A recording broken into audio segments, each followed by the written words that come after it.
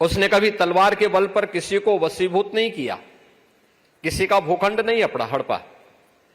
याद करिए ना, भगवान राम कृष्ण कंधा पर विजय प्राप्त करते हैं, राज्याभिषेक सुग्रीव का करते हैं। लंका पर विजय प्राप्त करते हैं, राज्याभिषेक विभीषण का करते हैं। और जब लक्ष्मण को सोने की लंका अच्छी लगी, उन्होंने कहा भैया कुछ दिन रुका जाए यहां पे, अरे इतनी मेहनत हुई है तो कुछ तो उन्होंने फिर एक बात कही कि अपि स्वर्णमयी लंका न मे लक्ष्मण रोचते, जननी जन्मभूमि से स्वर्गादपि गरीयसी।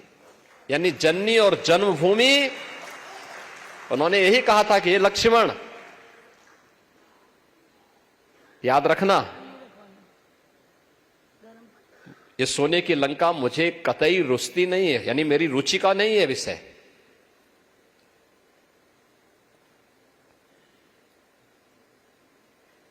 क्योंकि किसी भी सनातन धर्मावलंबी के लिए अनिवार्य है भगवान राम का यह वाक्य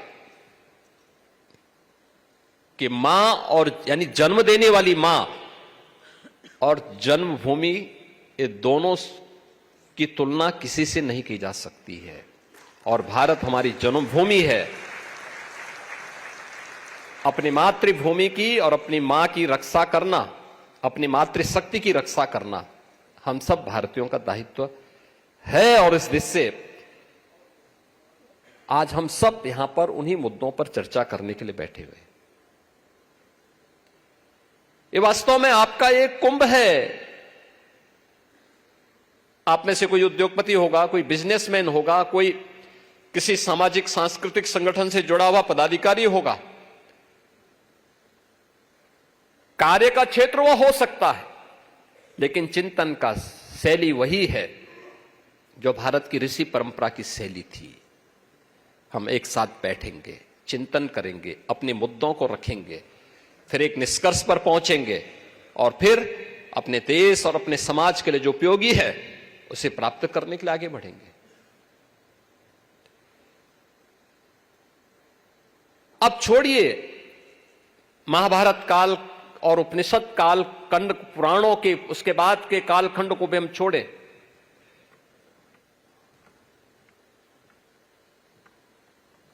आपने वह समय भी देखा है, उसके बारे में भी इतिहास में सुना है। ईस्वी सन के पहले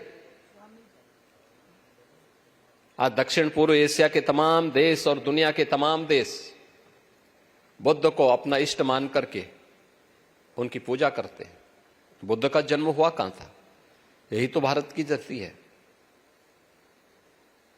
उनसे जुड़े हुए सभी स्थल भारत में हैं। भगवान बुद्ध ने ज्ञान प्राप्त किया गया बिहार में, पहला उपदेश दिया सारनाथ उत्तर प्रदेश में, सर्वाधिक चातुर्मास सन्यासी परंपरा, सन्यास की परंपरा में सर्वाधिक चातुर्मास, बरसात का जो 4 माह का कालखंड होता है, वो सर्वाधिक व्यतीत किए वह श्रावस्ती उत्तर प्रदेश में। भगवान बुद्ध से जुड़े हुए अन्य महत्वपूर्ण स्थल, चाहे वह कौशाम्बी हो या संकिसा, ये उत्तर प्रदेश में। और महापरिनिर्वाण भी जिस धरती पर लिया था वह कुशीनगर भी उत्तर प्रदेश में। और भगवान बुद्ध के महापरिनिर्वाण के कई 100 वर्षों के बाद इस देश के अंदर अशोक सम्राट बनते हैं। उन्होंने बौद्ध परंपरा में दीक्षित हुए और उन्होंने भारत ही नहीं दक्षिण पूर्व एशिया के तमाम देशों में, श्रीलंका में भी अपने पुत्र को, अपनी पुत्री को भेजा था बौद्ध पंथ की दीक्षा देने के लिए, उपदेश देने के लिए। चंद्रगुप्त मौर्य को कौन नहीं जानता? अब ईस्वी सन के बाद से हम चलते हैं, पहली सदी से लेकर के 15वीं सदी तक दुनिया की अर्थव्यवस्था में भारत की जो हिस्सेदारी थी ये मैं अपनी ओर से नहीं बोल रहा हूं, ये तमाम जो यूरोप से जुड़े हुए विद्वान हैं वे भी इस बात को स्वीकार करते हैं कि दुनिया की अर्थव्यवस्था में भारत की हिस्सेदारी 40% से अधिक थी, 40% से अधिक, और ये लगातार 15वीं सदी तक चलता रहा। ये केवल कृषि के क्षेत्र में नहीं था। ये सही बात है कि भारत ग्रामीण अर्थव्यवस्था का देश माना जाता है, आज भी माना जाता है। दुनिया की सबसे अच्छी उर्वरा भूमि हमारे पास मौजूद है, सब कुछ हमारे पास है, लेकिन भारत ने उस कालखंड में आखिर फाइन टेक्सटाइल भी तो भारत ने ही पैदा किया था। आपने वह दृश्य देखा होगा जब 22 जनवरी को प्रधानमंत्री मोदी जी अयोध्या में राम मंदिर का निर्माण करने वाले श्रमिकों का सम्मान कर रहे हैं। एक प्रधानमंत्री मोदी जी हैं जो श्रमिकों के श्रम का सम्मान करके उनके ऊपर पुष्प वर्षा कर रहे थे, और दूसरी तरफ वे भी शासक थे कि ताजमहल बनाने वाले कारीगरों के हाथ काट दिए जाते हैं। आपके सामने है एक आज का भारत है जो अपनी श्रम शक्ति का सम्मान करता है, उन्हें हर प्रकार का संरक्षण देता है, और दूसरा वह भी समय था जब ऐसे श्रमिकों के हाथ काट करके फाइन क्लॉथ की परंपरा को पूरी तरह समाप्त करके उस विरासत को पूरी तरह नष्ट कर दिया गया था। और ये लगातार होता रहा। याद करिए, तब तक भारत में हमले शुरू हो चुके थे और लगभग 500-600 वर्ष भारत पे हमलों के हो चुके थे। कई बर्बर जातियों ने भारत पे तब तक हमला करके भारत की धर्मस्थलों को पवित्र करना प्रारंभ कर दिया था। लगातार चलता रहा, ये 10वीं सदी से लेकर के और लगातार ये चलता रहा। इसमें कौन नहीं आया? इसमें गुलाम वंश भी आया, इसमें मुगल भी आए, इसमें तमाम अन्य विदेशी आक्रांता आते गए, तुर्क भी आए, तमाम अन्य लोग इसको लेकर के अपने कार्य को आगे बढ़ाते रहे। और उस सब के बावजूद भारत का शेयर 16वीं सदी तक आते आते यह अगली एक सदी में यानी 17वीं सदी तक आते आते भारत 25% वर्ल्ड इकोनॉमी में शेयर रखता था। और बाकी तो ब्रिटिशर ने तो इतना शोषण किया, इतना करते करते कहां तक लेके गए। आज 2014 के पहले की आप बात करें तो भारत की स्थिति क्या थी? पहचान का संकट आ रहा था। सबसे बड़ी आबादी के देश में, दुनिया का सबसे बड़ा लोकतंत्र रखने वाला भारत, दुनिया की दूसरी सबसे बड़ी आबादी के देश में एक पहचान का संकट खड़ा कर दिया गया था। हम तो आभारी हैं प्रधानमंत्री मोदी जी के, और हर भारतवासी को होना चाहिए कि पिछले 10 वर्ष में कैसे और किन तामसिक जड़ताओं से उभार करके भारत को एक नए भारत का दर्शन मोदी जी ने करवाया, जिसे आज हम कह सकते हैं एक भारत श्रेष्ठ भारत। एक भारत श्रेष्ठ भारत का आज हम दर्शन कर रहे हैं। और ये एक भारत श्रेष्ठ भारत इसलिए बन रहा है, याद रखना, हर देश की अपनी एक केमिस्ट्री हो सकती है, होगी, धरती की होती है, व्यक्ति की होती है। याद रखना, भारतवासियों की जो केमिस्ट्री है वह एक साथ तब बढ़ती है जब हम विरासत और विकास का समन्वय करके आगे बढ़ते हैं, एक साथ आगे लेकर के चलते हैं। और वही विजन मोदी जी ने देश को दिया है। हम अपनी विरासत को विस्मृत करके एक सुदृढ़ अर्थव्यवस्था के रूप में, वर्ल्ड इकोनॉमिक पावर के रूप में अपने आप को स्थापित नहीं कर सकते। हमें अपनी विरासत को लेकर चलना पड़ेगा, उसको मजबूती के साथ आगे बढ़ाना पड़ेगा। और यही आपने देखा होगा, 70 वर्षों में भारत केवल 10वीं 11वीं अर्थव्यवस्था बन पाया था, और मोदी जी ने अगले 10 वर्ष में भारत को दुनिया की 5वीं बड़ी अर्थव्यवस्था बना दिया। और ये मान के चलिए 2027 में भारत दुनिया की तीसरी बड़ी अर्थव्यवस्था बनेगा, तीसरी बड़ी अर्थव्यवस्था बनेगा।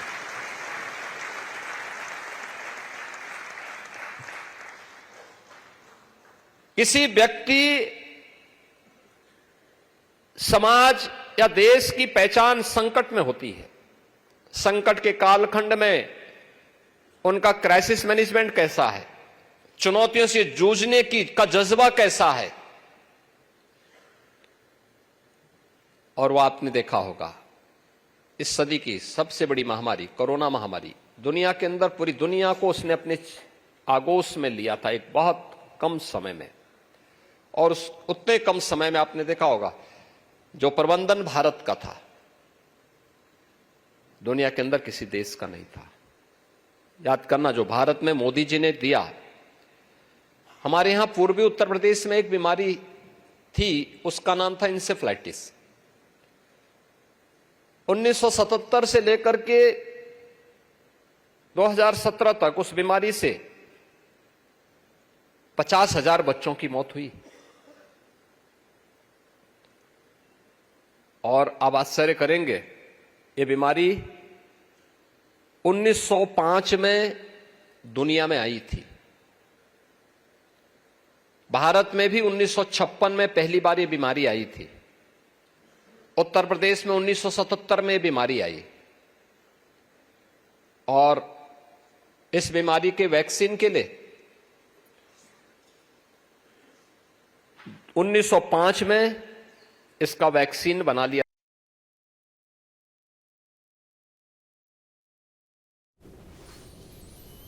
तो हजारों साल पहले रामराज का जो सपना था वो साकार हो रहा। रामराज में दुखों के लिए कोई स्थान नहीं, ये कहना है सीएम योगी का। दुनिया में सबसे ज्यादा आदर्श रामराज में है। दुनिया में सबसे ज्यादा जिस तरीके से आदर्श की बात सीएम योगी ने की, रामराज की जो परिकल्पना है उसे लेकर लगातार काम किया जा रहा है।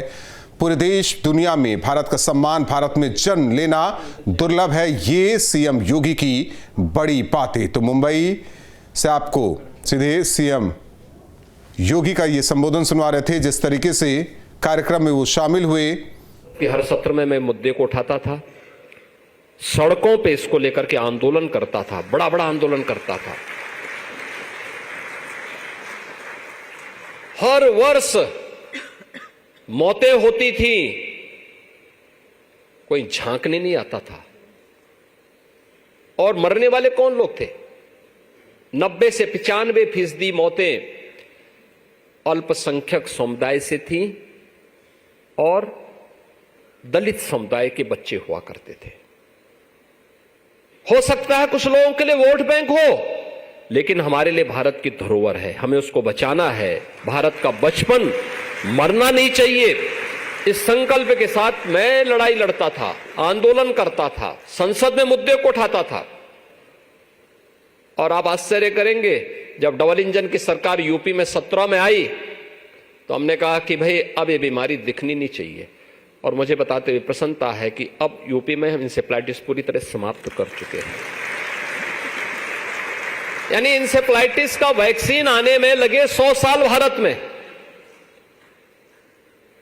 100 वर्ष लगे। और मोदी जी ने कोरोना वैक्सीन मात्र 9 महीने में दी। 9 महीने में एक नई बीमारी का वैक्सीन मात्र 9 महीने में भारतवासियों को दिया। भारतवासियों को फ्री वैक्सीन उपलब्ध करवाया, free test, free treatment, free vaccine और 80 करोड़ लोगों को फ्री में राशन। पाकिस्तान देखो ना, भिखमंगा घूम रहा है, एक एक जोन रोटी के लिए तरस रहे हैं। भारत है 80 करोड़ लोगों को पिछले 5 वर्ष से फ्री में राशन की सुविधा उपलब्ध करा रहा है। बहनों और भाइयों, ये है नया भारत।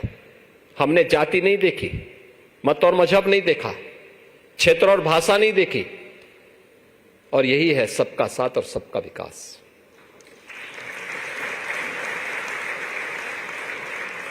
एक भारत श्रेष्ठ भारत की इस परिकल्पना को आगे बढ़ाने के लिए जो कार्य इस दौरान हुए, वह विरासत और विकास के बेहतरीन समन्वय से ही संभव है।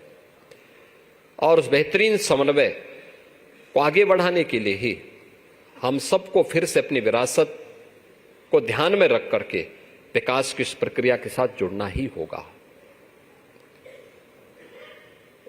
एक दूसरे के दोनों पूरक बने, और इस देश से जब हम आप चर्चा करते हैं इन पर, इसमें मुझे एक बात याद आती है। मैं यहां पे देख रहा था, जब मुझे कहा गया कि इस मुद्दे पर बोलना है, तो मुझे एक बात ध्यान में आई। कहां हम 40% का शेयर रखते थे, आज हम मात्र वर्ल्ड इकोनॉमी में भारत का शेयर मात्र 2%।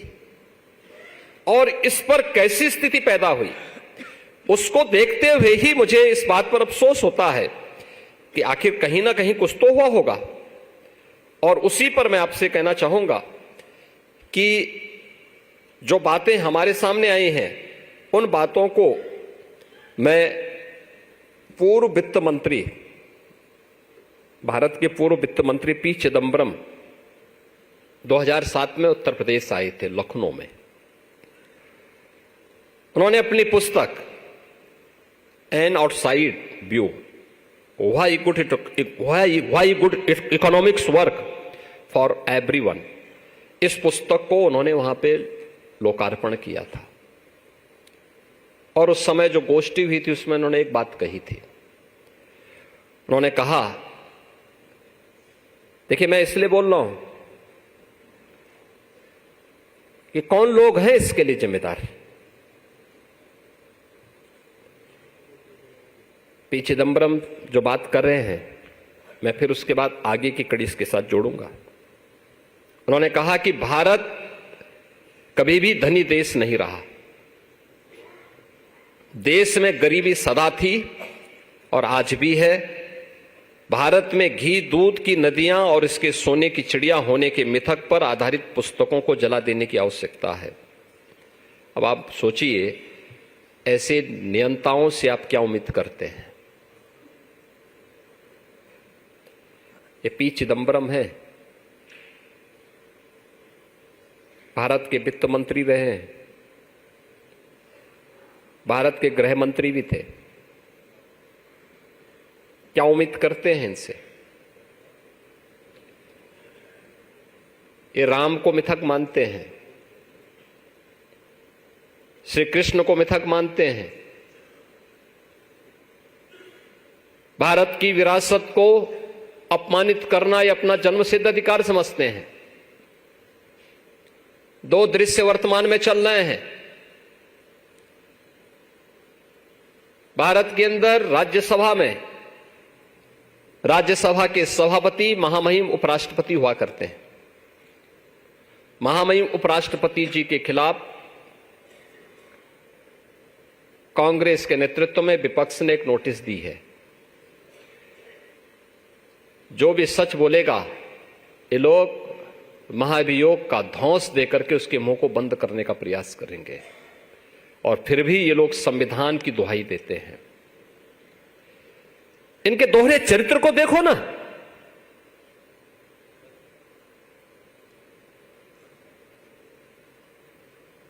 इलाहाबाद उच्च न्यायालय के एक माननीय न्यायमूर्ति ने एक बात कही।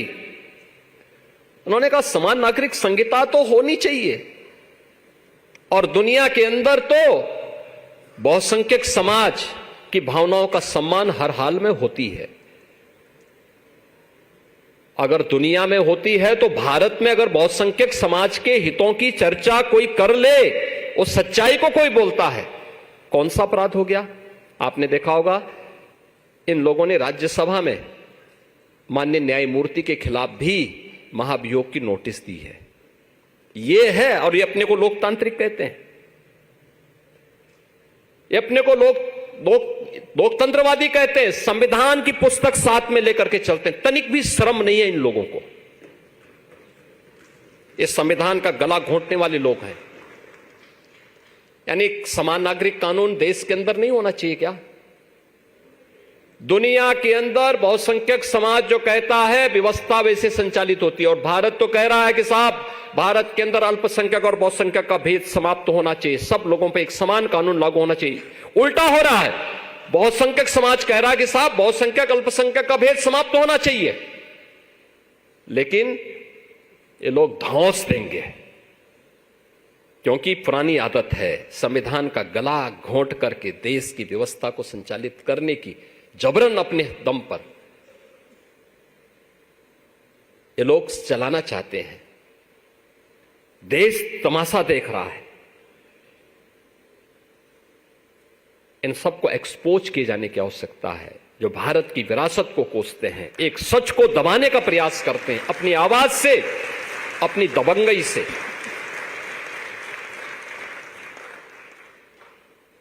आप सोचिए, इन लोगों ने कहा राम हुए ही नहीं।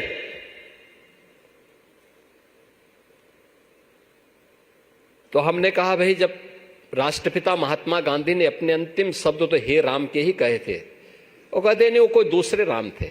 अब मुझे बताओ कौन राम थे? अरे राम तो एक ही हुए, वो अयोध्या में पैदा हुए थे, महाराज दशरथ के पुत्र थे। पूरा देश, पूरी दुनिया उसी रूप में राम को जानती है। कृष्ण मथुरा में पैदा हुए। आज भी आप देखेंगे कंस का जो कारागार है उसकी दीवारें आज भी दिखाती हैं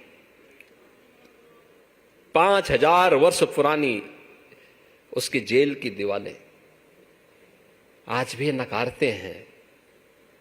ऐसे ही भारत को नकारने वाले लोग भारत की सभ्यता को, भारत की संस्कृति को, भारत की भाषा को, भारत की परंपरा को, भारत की मातृशक्ति को, भारत से जुड़ी हुई हर चीज को नकारने का प्रयास करते हैं।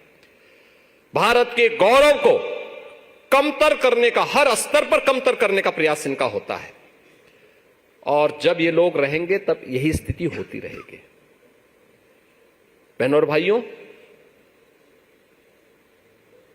इस मुद्दे पर मैं इसलिए कह रहा हूं, पी चिदंबरम ने 2007 में बात कही थी, और मैंने इसलिए रामायण की चर्चा की, महाभारत की चर्चा की। महाभारत की रचना या भगवान वेदव्यास वे किसी पार्टी से तो नहीं जुड़े थे। ऐसा भी नहीं कि वे राष्ट्रीय स्वयंसेवक संघ से या भाजपा से जुड़े रहे होंगे। बस चलता तो राहुल गांधी बोल सकते थे, ये भी बोल देंगे क्योंकि बहुत ज्ञानी है, तो ये भी बोल देंगे कि उन्होंने इसलिए लिखा क्योंकि उन्होंने राष्ट्रीय स्वयंसेवक संघ की शाखा में ये बात सीखी होगी, इसलिए बोल दिया। राहुल गांधी जैसा विद्वान तो ये बोल ही सकता है। और इसीलिए मैं इस बारे में इसलिए मैं इस बात को कह रहा हूं कि लोग वह हर कार्य करेंगे, और वही उदाहरण मैंने दो आपके सामने दिए हैं। महामहिम राष्ट्रपति जी के प्रति, आखिर महामहिम राष्ट्रपति जी अपनी योग्यता के बल पर, अपनी क्षमता के बल पर आज उपराष्ट्रपति के पद पर देश की एक संवैधानिक मर्यादा का पालन करते हुए देश की उच्च सदन का संचालन कर रहे हैं। और उसमें बुराई क्या है भाई? सदन का संचालन कुशलता पूर्वक हो, चेयरमैन के रूप में ये उनका है, वह अपने कर्तव्यों का निर्वहन कर रहे हैं। लेकिन वे कर्तव्यों का निर्वहन न कर सकें, सबसे पहली तो इस बारे में उनको चिंता है, विरोधियों की इस बात की चिंता है कि एक किसान का पुत्र इतने बड़े पद पर कैसे चला गया, क्योंकि ये तो एक परिवार विशेष की बपौती हुआ करती थी। सारे लोग उसी परिवार से हों, उन्हीं के उससे खानदान से हों, बाकी और कहीं से नहीं आ सकता। और दूसरा, अगर एक न्यायमूर्ति के रूप में भी और एक नागरिक के रूप में भी दुनिया की सच्चाई को अगर किसी सामाजिक संगठन के, सांस्कृतिक संगठन के मंच के माध्यम से रखते हैं तो उनको भी धौंस दी जाती है। इस धौंस का जवाब क्या है? और इसका जवाब आप हैं, समाज है, ये देश है जिसको खड़ा होना चाहिए, नंगा करना चाहिए इन लोगों को जो लोग सच को दबाने का प्रयास कर रहे हैं, सच को दबाने का प्रयास कर रहे हैं। क्योंकि एक शुरुआत है, याद करिए ये यहीं पे नहीं था, इससे पहले सत्र प्रारंभ होने के पहले, संसद सत्र प्रारंभ होने के पहले ये आवाज निकली थी कांग्रेस के मंच से कि श्री राम जन्मभूमि मंदिर का शांतिपूर्ण समाधान निकालने वाली सुप्रीम कोर्ट के उन जजेस के प्रति भी इन्होंने इस प्रकार की, उन मान्य न्यायमूर्तियों के प्रति भी इस प्रकार की टिप्पणी की थी इन लोगों ने। यानी ये लोग नहीं चाहते थे कि अयोध्या में राम मंदिर के से संबंधित विवाद का समाधान हो। और चूंकि मैं तो उत्तर प्रदेश में हूं, कहते थे, डराते थे, कहते थे अरे अयोध्या में कोई फैसला हो गया तो खून की नदियां बहेंगे। अबे हमने कहा फालतू बात करी, मच्छर नहीं मरने वाला है, दंगे फसाद की बात करते हो।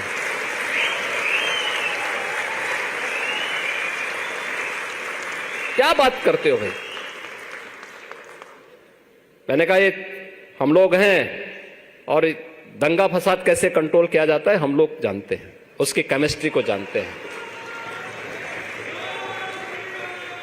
आज आप देख रहे होंगे, यानी सामान्य दिनों में कहीं चेन स्नेचिंग की घटना हो जाती होगी, कहीं धक्का मुक्की हो जाती होगी। जब 9 नवंबर 2019 को माननीय उच्चतम न्यायालय ने श्री राम जन्मभूमि से संबंधित फैसला दिया था, आप आश्चर्य करेंगे, उस दिन उत्तर प्रदेश में एक भी घटना नहीं घटित हुई, कोई घटना नहीं घटित हुई।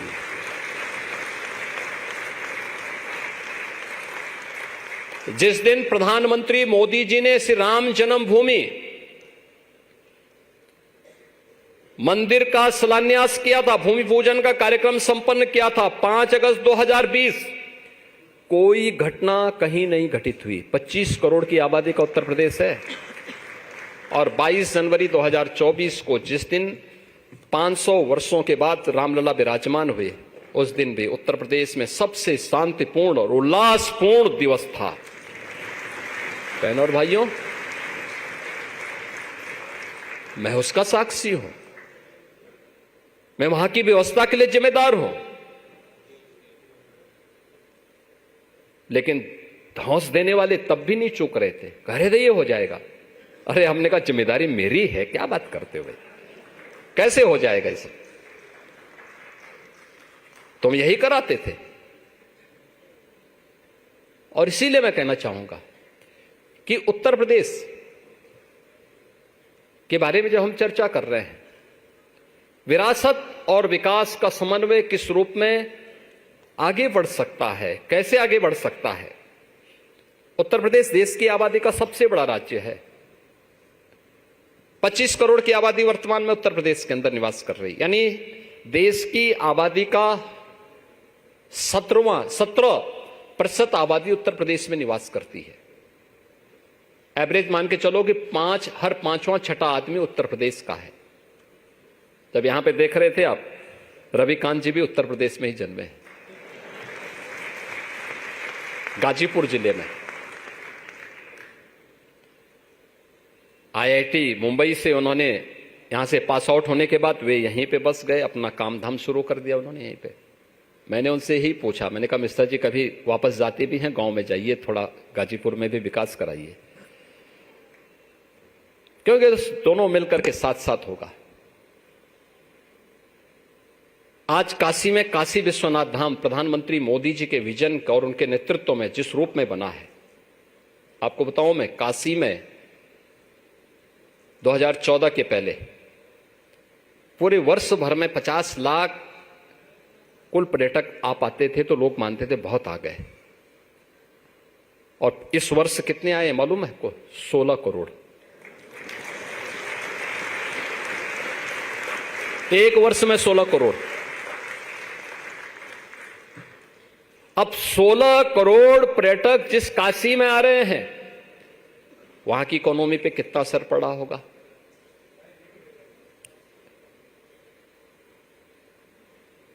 आपने देखा होगा, पूरी एक साइकिल है, तो एयर कनेक्टिविटी से काशी जुड़ा हुआ है, बहुत अच्छा जुड़ा है। आज रेलवे की बेहतरीन कनेक्टिविटी है, रोड की बेहतरीन कनेक्टिविटी है, हर प्रकार से वाराणसी और अब तो वाटरवे से भी जुड़ चुका है। वहां के होटल, वहां के रेस्टोरेंट, वहां का टैक्सी चालक, वहां का ई रिक्शा, वहां की मार्केट, ये सभी, वहां के नाविक, ये सभी पूरा एक इकोसिस्टम जुड़ा हुआ है। और वाराणसी में आप देखेंगे होटल या रेस्टोरेंट, हर एक जगह खुशहाली। हर व्यक्ति इस बात को महसूस करता है कि पिछले 10 वर्ष में और पिछले 7 वर्ष में उसमें और गति आई है। और काशी विश्वनाथ धाम बनने के बाद तो अब बोलना ही क्या, हर दिन प्रतिदिन 1 लाख से लेकर 1.5 लाख तक ऑफ सीजन में इतने श्रद्धालु या पर्यटक काशी में बाबा विश्वनाथ धाम में दर्शन कर रहे हैं।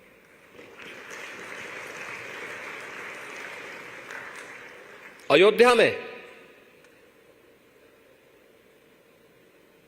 2017 के पहले अयोध्या में बिजली मिलती थी 4 घंटे। गलियां थी, संकरी गलियां थी। स्नान करने के लिए राम जी की पेड़ी थी। राम जी की पेड़ी में पानी तो आता था, जाता नहीं था, वहीं पे जमता था, वहीं सड़ता था। उसी सड़े हुए पानी में लोग स्नान करते थे। गंदगी का ढेर,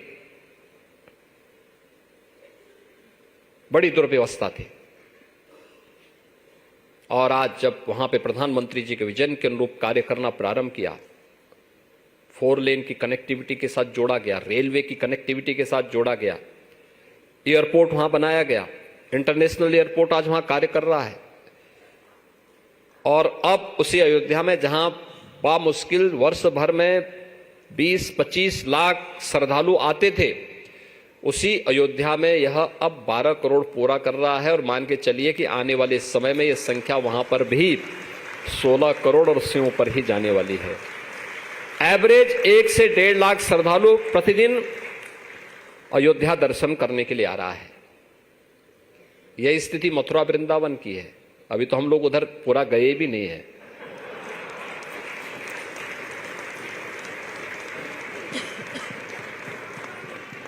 यानी अकेले 1 वर्ष में 2023 में उत्तर प्रदेश के अंदर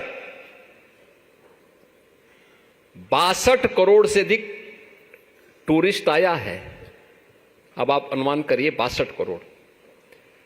पहले ये संख्या बामुश्किल वर्ष भर में कितना भी कोई खींच खांच ले तो उसको मुश्किल से 1 करोड़ 1.5 करोड़ तक पहुंचती थी। आज 62 करोड़ लोग आ रहे हैं 1 वर्ष में। तो उत्तर प्रदेश की इकोनॉमी पे इसका असर तो पड़ना ही पड़ना है। कोई दो राय नहीं कि उत्तर प्रदेश में आज लोगों को काम मिला है, रोजगार के सृजन हुए हैं, तेजी के साथ आगे बढ़ा है। और ये विरासत के प्रति थोड़ा भी कार्य करने के बाद हम लोगों ने तो यूपी के अंदर हमने इस कार्य शुरू किया। मुख्यमंत्री पर्यटन संवर्धन की स्कीम भी हम लोग निकाले। 1000 से अधिक ऐसे धार्मिक स्थलों के पुनरुद्धार के कार्य को हम लोगों ने अब तक संपन्न किया है। लगातार आप मां विंध्यवासिनी के धाम में जाएंगे, एक नया कॉरिडोर मिलेगा, नेमी सारण्य में नया मिलेगा, सुख तीर्थ में कुछ और मिलेगा।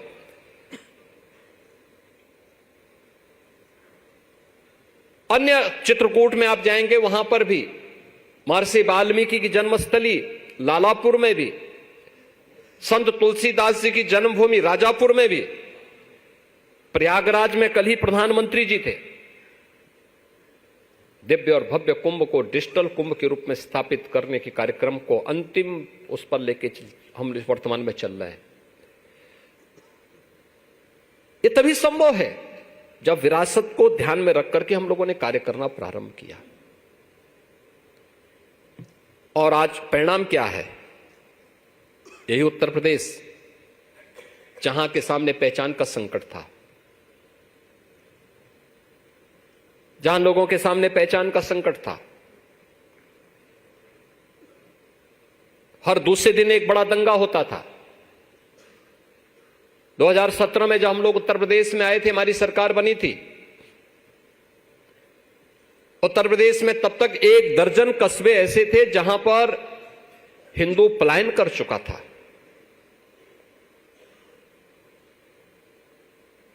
बेटियों की सुरक्षा बुरी हाल थी।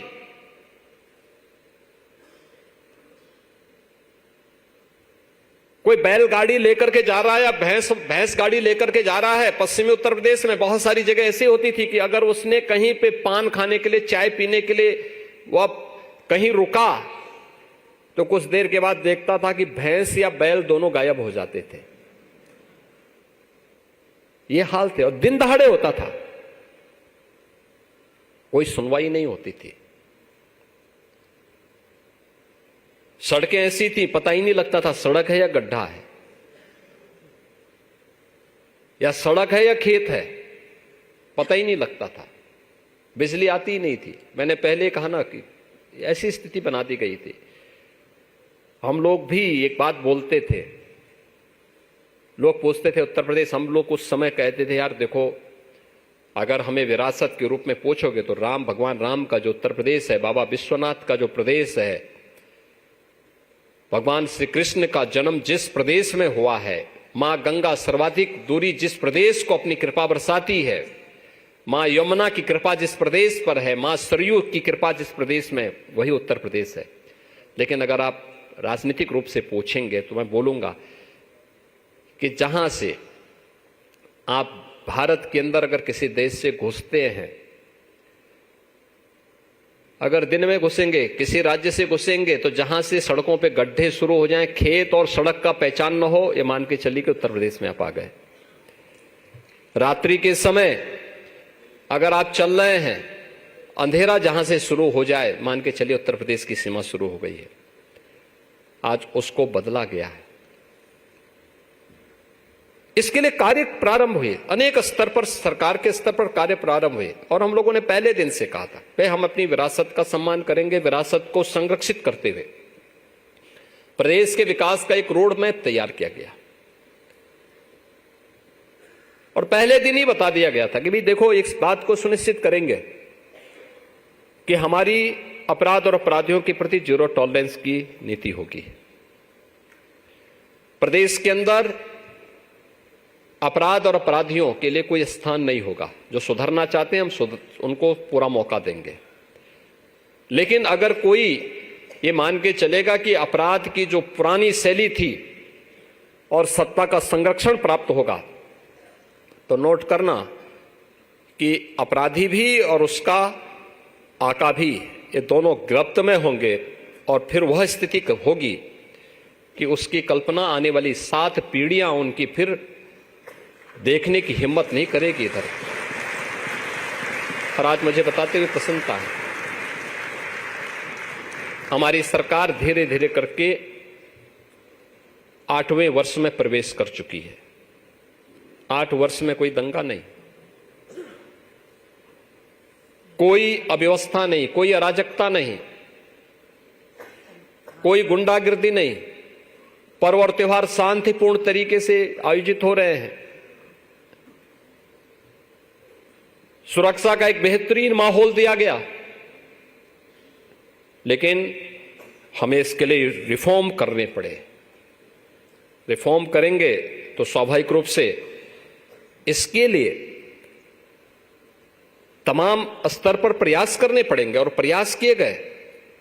आज उसके परिणाम भी सामने आए हैं। उत्तर प्रदेश के अंदर हर एक सेक्टर पे हमने काम करना प्रारंभ किया। हम लोग जब आए थे, 10वीं आर्थिक अर्थव्यवस्था थी यूपी, जनसंख्या में नंबर 1 था, अर्थव्यवस्था 10वीं थी। आज हम देश की अर्थव्यवस्था की नंबर 2 की अर्थव्यवस्था है उत्तर प्रदेश, और 9.2% का शेयर भारत की जीडीपी में यूपी दे रहा है। इसके लिए लगातार प्रयास करने पड़े, और डबल इंजन की सरकार का लाभ उत्तर प्रदेश को प्राप्त हुआ। लेकिन इसमें पिक एंड चूज नहीं हुआ। सरकार ने पॉलिसीज बनाई, हर एक सेक्टर पर ध्यान दिया। उत्तर प्रदेश तो प्रकृति और परमात्मा का प्रदेश है। हम बार बार इस बात को कहते थे। क्या नहीं उत्तर प्रदेश में है? दुनिया की सबसे फर्टाइल लैंड हमारे पास, सबसे अच्छी कृषि भूमि, सबसे अच्छा जल संसाधन। यानी उत्तर प्रदेश में 11% देश की कुल कृषि योग्य भूमि, यानी 17% आबादी देश की यूपी में निवास करती है, लेकिन कृषि योग्य भूमि केवल 11% है। लेकिन उत्तर प्रदेश में प्रोडक्शन होता है भारत के कुल खाद्यान्न उत्पादन का 20% से अधिक शेयर उत्तर प्रदेश अकेले अपनी धरती से उपलब्ध करा करके देता है। और जल संसाधन 86% भूमि हमारी ऐसी है जिसमें सिंचाई की बेहतरीन सुविधा है। ये आज उत्तर प्रदेश के अंदर आप देख सकते हैं, इसका विस्तार हो रहा है। पिछले 7 वर्ष में हम लोगों ने 23 लाख हेक्टेयर भूमि को अतिरिक्त सिंचाई की सुविधा भी उपलब्ध करवाई। इकोनॉमिक ग्रोथ उत्तर प्रदेश का बहुत आगे बढ़ा।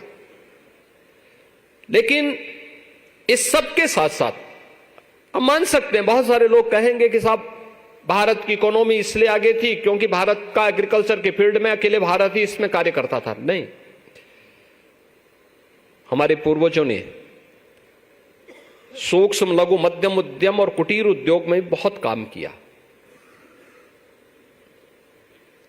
जब उत्तर प्रदेश में मुझे मौका मिला कि मुझे कार्य करना है उत्तर प्रदेश में मुख्यमंत्री के रूप में, मेरे सामने चैलेंज था कि हमारी जो कार्यशील पूंजी है, यहां का यूथ, यहां का युवा, इसका क्या होगा? क्योंकि उत्तर प्रदेश एक ऐसा प्रदेश है जिसकी 56 से लेकर 60% तक की आबादी ऐसी है जो युवा है, वर्किंग फोर्स है। इस वर्किंग फोर्स को कैसे हम कार्य देंगे? नौकरी, हम सरकारी नौकरी जितनी होगी वो देंगे, वो लाखों में होंगी। लेकिन ये जो हमारी फोर्स है, ये वर्किंग फोर्स, यह करोड़ों में है। रोजगार के सृजन विकसित करने पड़ेंगे। रोजगार के अवसर, हर व्यक्ति खेती में नहीं जा सकता, हर व्यक्ति सरकारी नौकरी में भी नहीं जा सकता, हर व्यक्ति विरासत के साथ गाइड बन करके केवल उसी के साथ भी नहीं जुड़ सकता, अन्य भी कार्य ढूंढने पड़ेंगे।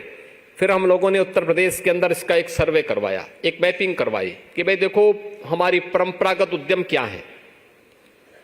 75 जनपद है यूपी के अंदर, और 75 में से 57 जनपद ऐसे मिले थे जिनके पास अपना यूनिक प्रोडक्ट था। यूनिक प्रोडक्ट था, जैसे भदोई की कारपेट, जैसे मुरादाबाद का ब्रास का, अलीगढ़ हार्डवेयर का,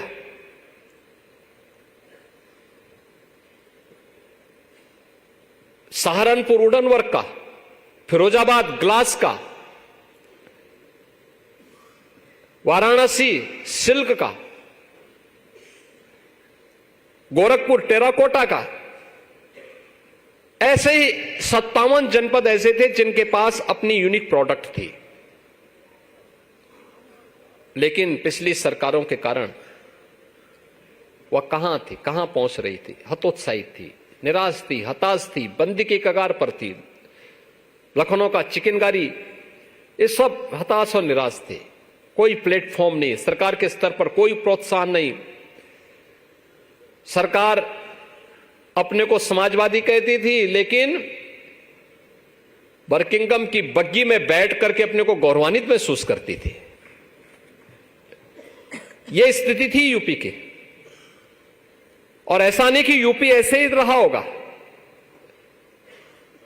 जब ये देश आजाद हुआ था 1947 में, भारत की जो पर कैपिटा इनकम थी, यूपी का उसमें शेयर ज्यादा था, यूपी उसमें ज्यादा था। और 2017 में जब मैं आया, तब भारत की पर कैपिटा इनकम की 1/3 यूपी की पर कैपिटा इनकम थी। प्रति व्यक्ति आय उत्तर प्रदेश की 1/3 रह गई थी। लेकिन इस दौरान जो प्रयास हुए, एमएसएमई को हमने पुनर्जीवित किया। आज मुझे बताते हुए प्रसन्नता है, 96 लाख एमएसएमई यूनिट वर्तमान में यूपी के अंदर कार्य कर रहे हैं और सभी 75 जनपदों में, और उसी को हम लोगों ने 1 डिस्ट्रिक्ट 1 प्रोडक्ट के रूप में आगे बढ़ाया है। 1 डिस्ट्रिक्ट 1 प्रोडक्ट, उसको हमने टेक्नोलॉजी के साथ जोड़ा, उसको हमने मार्केट के साथ जोड़ा, उसको हमने विभिन्न प्रकार के प्लेटफॉर्म दिए, कॉमन सर्विस सेंटर के माध्यम से उन्हें फैसिलिटेट किया, हर प्रकार से उन्हें प्रोत्साहित किया, इंस्पेक्टर राज से उन्हें मुक्ति दी, और जितना कुछ हो सकता था सरकार ने थोड़ा सा प्रयास किया। आज हमारा एक्सपोर्ट कितना हो रहा है? 2 लाख करोड़ रुपए के एक्सपोर्ट अकेले एमएसएमई से हम यूपी के अंदर, यूपी से कर रहे हैं वर्तमान में। ये वही यूपी है जिस यूपी के बारे में कहा जाता था कि साहब कुछ नहीं हो सकता। इसके अस्तित्व पर प्रश्न खड़े हो रहे थे, इसकी पहचान पर प्रश्न खड़े हो रहे थे। आज जो भारत की इकोनॉमी का ग्रोथ इंजन बनने की दिशा में तेजी के साथ आगे बढ़ा है, और वह इसलिए क्योंकि सरकार की नीयत साफ थी, नीतियां स्पष्ट थी, और उन नीतियों को प्रभावी ढंग से लागू करने की इच्छा शक्ति भी थी। आज 27 सेक्टोरियल पॉलिसीज बनाई हैं हम लोगों ने, और 27 सेक्टोरियल पॉलिसीज को हम लोगों ने प्रदेश के अंदर लागू किया। परिणाम क्या है? जब अच्छी कानून व्यवस्था दे दी, सुरक्षा का बेहतर माहौल दे दिया, प्रदेश के अंदर गुंडाराज पूरी तरह समाप्त हुआ। मुझे याद है 2017 में जब सरकार आई थी, 6 महीने के बाद मैंने अपने औद्योगिक विकास के मंत्री को और विभाग के अवस्थापना और औद्योगिक विकास के आयुक्त को बुलाया। मैंने कहा भी कुछ यूपी में इन्वेस्टर समिट होना चाहिए। उन्होंने कहा हम भी चाहते हैं। तो मैंने कहा तैयारी करो। वे 2 महीने के बाद मेरे पास आए, नवंबर का माह था। उन्होंने कहा साहब हम लोग इन्वेस्टर समिट के लिए तैयार हैं। मैंने कहा नाम क्या है? उन्होंने कहा ग्लोबल इन्वेस्टर समिट। मैंने कहा टारगेट क्या है? उन्होंने कहा साहब 20,000 करोड़। वे हमने कहा 20,000 करोड़ तो 20,000 करोड़, तो इस नाम बदलो पहले इसका। ग्लोबल का मतलब ग्लोबल की तरह बड़ा भी होना चाहिए। तो मैंने कहा इसका नाम यूपी इन्वेस्टर समिट कर दो या इन्वेस्टर समिट करो, और लोअर लिमिट इसकी 2 लाख करोड़ रखो। तो हंसे मुझ पर, कहा अरे साहब 2 लाख करोड़ कहां से यूपी में आएगा? मैंने कहा बड़ा सोचो, थोड़ा बड़ा बनो, पुरानी परंपराओं को छोड़ दो, आगे बढ़ो थोड़ा। और मैं यही मुंबई आया था। फिर मैंने कहा रोड शो करो देश के अंदर अलग अलग जगहों पर। तो हमारे मंत्रीगण गए, अलग अलग रोड शो में गए। पहले गए तो कहीं 2,000 करोड़ का, कहीं 5,000 करोड़ का प्रस्ताव मिलता था। मैंने कहा देखो मैं एक रोड शो में जाऊंगा और जो मैंने लोअर लिमिट की है उससे दोगुना लेके आऊंगा, लेकिन याद करना उसके बाद फिर वह जमीनी धरातल पर उतरना चाहिए। और मैं यही मुंबई आया था, और मुंबई के लिए मैं आभारी हूं। जितने भी उस समय मुझे लगता है कि कई तो हमारे ऐसे इन्वेस्टर हैं जो इसी वर्ल्ड हिंदू इकोनॉमिक फोरम से जुड़े हुए हैं। इन लोगों ने रुचि दिखाई, बड़े सम्मेलन कराए, और परिणाम क्या था? मैं जब आया था तो उस दिन मुझे केवल 2.5 लाख करोड़ रुपए के निवेश के प्रस्ताव अकेले यहां मुंबई से प्राप्त हुए थे। और जब हम लोगों ने लखनऊ में पहला इन्वेस्टर समिट फरवरी 2018 में किया था, 4,67,000 करोड़ रुपए के प्रस्ताव प्राप्त हुए। हम लोगों ने उसमें से 3 लाख करोड़ को सफलतापूर्वक निवेश करवाया। और अगले 5 वर्ष के अंदर जब हम लोगों ने अपना दूसरा इन्वेस्टर समिट किया तो उसका नाम हमने ग्लोबल इन्वेस्टर समिट रखा, और उसमें हमारे पास प्रस्ताव आए हैं 40 लाख करोड़ रुपए, 40 लाख करोड़ के। ये वही प्रदेश है जहां कोई आना नहीं चाहता था, आज हर कोई आना चाहता है। ये वही प्रदेश है जिसके सामने पहचान का संकट था, आज कोई पहचान का संकट नहीं है। ये वही प्रदेश है जहां पलायन होता था, आज हर व्यापारी सुरक्षित है। कस्बे में जहां से इंदु पलायन कर गया था वापस आकर के अपना बिजनेस कर रहा है।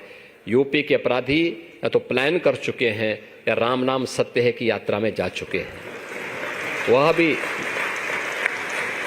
और इसीलिए ये पूरी तत्परता के साथ कार्य करते हुए, लेकिन इसके लिए हमें पॉलिसी बनानी पड़ी, इंफ्रास्ट्रक्चर देना पड़ा।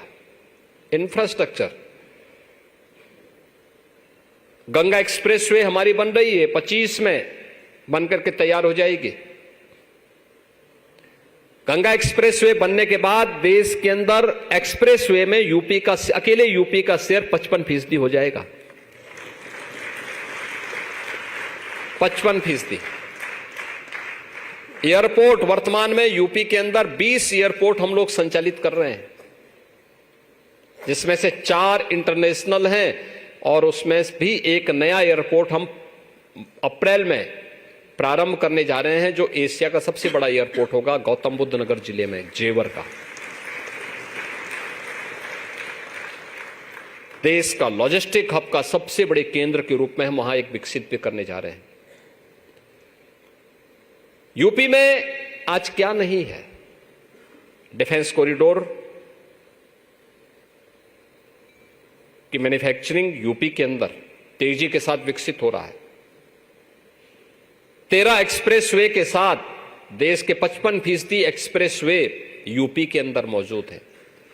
एयर कनेक्टिविटी है, इनलैंड वाटरवे देश का नंबर 1 यूपी के अंदर। सबसे अधिक मेट्रो संचालित जिस राज्य के अंदर हो रही है वो यूपी के अंदर हो रही है। देश की पहली रैपिड रेल यूपी के अंदर। और ये सभी आगे बढ़ाते बढ़ाते अब यूपी भारत के ग्रोथ इंजन के रूप में स्थापित कर होने के साथ ही $1 ट्रिलियन की इकोनॉमी के लिए कार्य कर रहा है। मैंने आपको बताया ना, पर कैपिटा इनकम यूपी की, देश की पर कैपिटा इनकम की 1/3 रह गई थी, और आज हम लोग उसके आसपास पहुंच रहे हैं। हम लोग आए थे जब 12 से 17 के बीच में विरोधी दलों की सरकारें यूपी के अंदर थी। यूपी की जो जीडीपी थी वह मात्र 12.5 से 13 लाख करोड़ की थी, और मार्च 25 में यूपी 32 लाख करोड़ रुपए की इकोनॉमी बनेगा। इसलिए एक नए भारत का नया उत्तर प्रदेश, प्रधानमंत्री मोदी जी की उन परिकल्पनाओं को साकार कर रहा है, जो उनका विजन है उसको मिशन के रूप में लेकर के प्रभावी ढंग से आगे बढ़ा रहा है। और मैं आप सबको आमंत्रित करूंगा, एक बार यूपी आइए, और यूपी आने का अच्छा अवसर आपके सामने सबसे अच्छा होगा 13 जनवरी से 26 फरवरी के बीच में महाकुंभ प्रयागराज 25 आ रहा है। मैंने इसलिए स्वामी जी को आमंत्रण दिया क्योंकि इस वर्ल्ड हिंदू इकोनॉमिक फोरम की आत्मा वे हैं। तो मैंने सबसे पहले उनको वहां सम्मान दिया है, और सम्मान देकर के मैंने आप सबको उन्हीं के साथ उनका सम्मान करके आमंत्रित भी किया है कि आप लोग पधारें वहां। ये सम्मेलन, इस प्रकार के आयोजन महाकुंभ के आयोजन के साथ जुड़ने चाहिए, वहां पर होने चाहिए।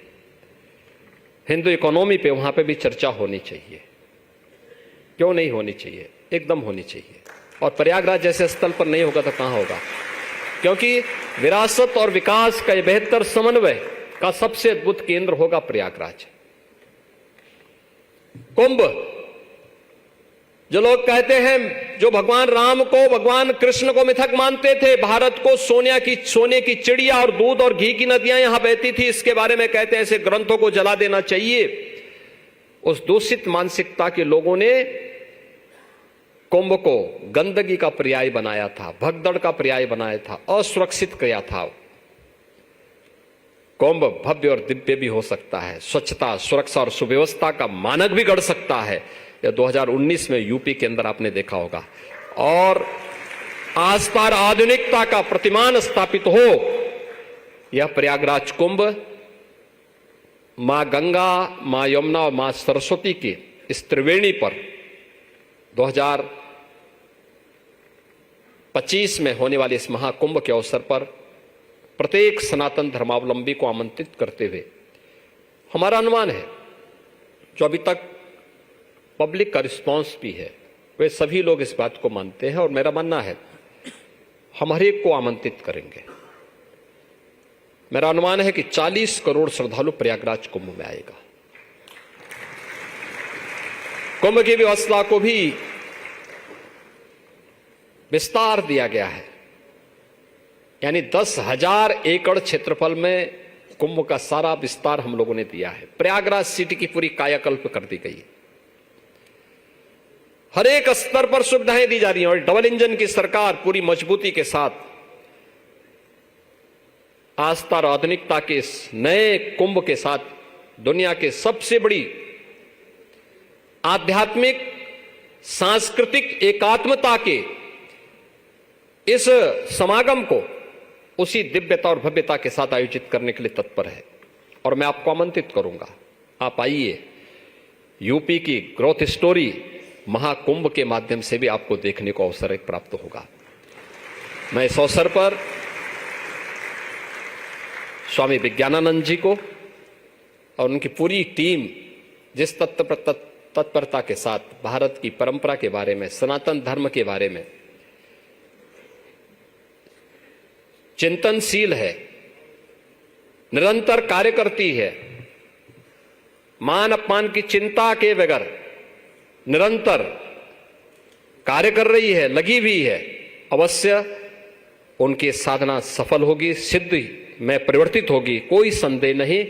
और फिर से 2047 का आगामी 25 वर्ष की जिस एक लक्ष्य को प्रधानमंत्री मोदी जी ने भारतवासियों के सामने तय किया है, एक विकसित भारत की परिकल्पना को साकार करने के लिए, वो विकसित भारत की संकल्पना इसी हिंदू फोरम से आगे बढ़ेगी, इसी से आगे बढ़ने वाली है। लेकिन याद करना, हमें विकास को विरासत के साथ जोड़ने के इस प्रतिबद्धता के साथ निरंतरता बनाए रखनी पड़ेगी और तभी यह हमारे लिए फलीभूत भी होगा। मैं इस अवसर पर एक बार फिर से आदरणीय स्वामी जी का, उनकी पूरी टीम का हृदय से अभिनंदन करता हूं। आप सबको महाकुंभ के लिए सादर आमंत्रित करते हुए आप सबके प्रति मैं अपनी शुभकामनाएं देता हूं।